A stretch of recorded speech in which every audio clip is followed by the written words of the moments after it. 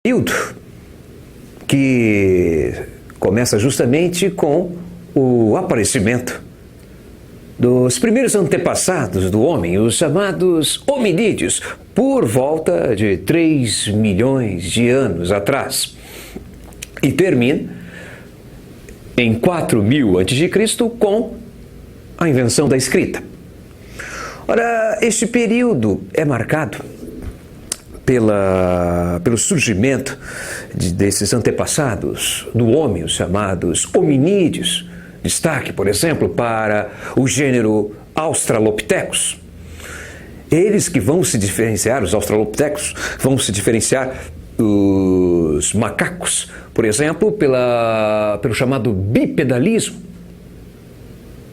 a postura ereta, a liberação com essa postura ereta e o bipedalismo dos braços, das mãos, que vão ser fundamentais para o desenvolvimento de utensílios, de ferramentas. Temos também diferenças significativas, como, por exemplo, a questão de que há uma diminuição do tamanho das presas, da mandíbula, deixando mais espaço na cabeça para o cérebro. Temos também a diminuição dos pelos, temos o surgimento, o desenvolvimento, a ampliação, por exemplo, das chamadas glândulas sudoríparas. E uma pergunta pertinente é a seguinte: como estudar a vida do homem na pré-história se ele não deixou um registro escrito? É possível, sim, entender como viviam esses homens da pré-história analisando os chamados documentos não escritos. Ora, é possível saber um pouco de sua cultura, seus hábitos, suas tradições, seus rituais, sua alimentação, analisando, por exemplo, fósseis, armas, lanças, por exemplo, utensílios, pinturas, as chamadas pinturas rupestres, as pinturas feitas pelo homem da pré-história nas paredes das cavernas, pinturas que geralmente retratam cenas de caça ou então de rituais. E temos também as esculturas. Na próxima aula, vamos analisar os 3 grandes momentos ou fases deste período conhecido como pré-história. Vamos analisar o período paleolítico, o período neolítico e, finalmente, a idade dos metais. Ok? É isso aí. Olá, vamos falar agora sobre os 3 grandes períodos da pré-história: o paleolítico, o neolítico e a idade dos metais. O paleolítico, de 500 mil anos atrás a 18 mil anos antes de Cristo. Esse é um período em que o homem é totalmente dominado pela natureza. Ele depende totalmente daquilo que a natureza pode oferecer, por meio da caça, da pesca, da coleta de frutos e raízes silvestres. E por isso mesmo, ele tem que se deslocar em busca dos seus alimentos. E, portanto, trata-se de um homem nômade. Portanto, o nomadismo é o momento em que o homem também começa a dominar o fogo que vai ser muito importante, não só para afugentar as feras, como também para trabalhar melhor os alimentos, como também para iluminar as cavernas, que muitas vezes eram utilizadas como refúgio, como abrigo para esses homens. Os objetos utilizados nesse momento são feitos com ossos e com pedra, no caso, a pedra lascada. Por isso esse período paleolítico também é conhecido como a Idade da Pedra Lascada.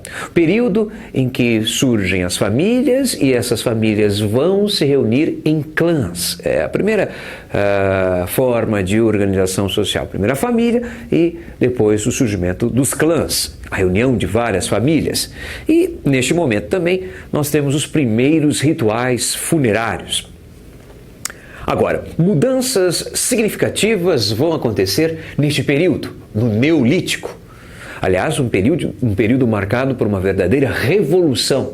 E que revolução é essa? Ora, aqui o homem passa a ter um maior controle da natureza. Se antes ele era totalmente controlado pela natureza, agora ele vai ter algum controle. De que forma? Domesticando as plantas, ou seja, a agricultura, e domesticando os animais.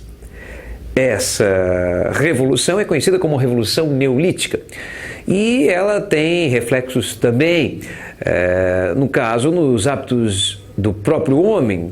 Se antes o homem precisava se deslocar em busca do alimento, com a caça, a pesca, a coleta de frutos e raízes silvestres, agora ele, para poder cultivar os alimentos, para criar os animais, ele vai ter que se fixar em um lugar. É o que nós chamamos de processo de sedentarização. Aos poucos, o homem deixa de ser nômade e passa a ser sedentário. Temos também o desenvolvimento, a criação de objetos de cerâmica. Esses objetos são importantes porque, com o desenvolvimento da agricultura, você precisa criar recipientes para armazenar o alimento produzido. Daí o desenvolvimento da cerâmica. E temos também grandes monumentos de pedra, os megalíticos. Aliás, a etimologia da palavra megalítico nos remete a isso. Mega, grande, líticos, vem de litos, pedra. Grandes blocos de pedra. Esses blocos de pedra que podiam ter as seguintes configurações. Um bloco de pedra fincado no chão, posição vertical, nós temos um menhir. 2 blocos de pedra fincados no chão com um terceiro bloco sobre esses 2 blocos, formando uma espécie de mesa, temos um dolmen. E se tivermos em uma formação circular vários menhires ou dolmens, vamos ter um crownlet. O mais famoso é o crownlet de Stonehenge, na Inglaterra, né? Uma construção que até hoje não se sabe bem ao certo o sentido, a função. Alguns estudiosos da pré-história acreditam que se trata de um monumento de cunho religioso. Outros falam até de uma possível tentativa de se contar o tempo através da movimentação do Sol, mas ainda não há nada de muito concreto. E temos, finalmente, a Idade dos Metais. Na Idade dos Metais, como o próprio nome sugere, vamos ter processo de fundição, a metalurgia. Temos, por exemplo, a fundição do cobre, a fundição do cobre com estanho, dando origem ao bronze, e, finalmente, a fundição do ferro. Temos também, graças ao desenvolvimento desses instrumentos de ferro, uma ampliação da produção agrícola e também, com isso, a produção de excedentes, ou seja, o homem vai produzir além daquilo que precisa para a sua sobrevivência. E o que ele faz com esses excedentes? Ele vende, ele troca, enfim. Nós temos também, nesse período, o desenvolvimento do comércio. E é justamente nessas áreas onde o comércio ganha força que surgem as grandes cidades, os grandes aglomerados urbanos, nos remetendo, portanto, à chamada Revolução Urbana.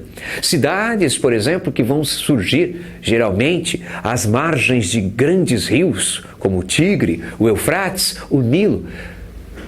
Rios, esses grandes rios que vão possibilitar, por meio de suas cheias periódicas, a fertilização de suas margens e, portanto, o desenvolvimento da agricultura e, consequentemente, uma produção de excedentes, a produção de excedentes que pode ser utilizada para o comércio e, portanto, o surgimento das cidades nas margens desses grandes rios.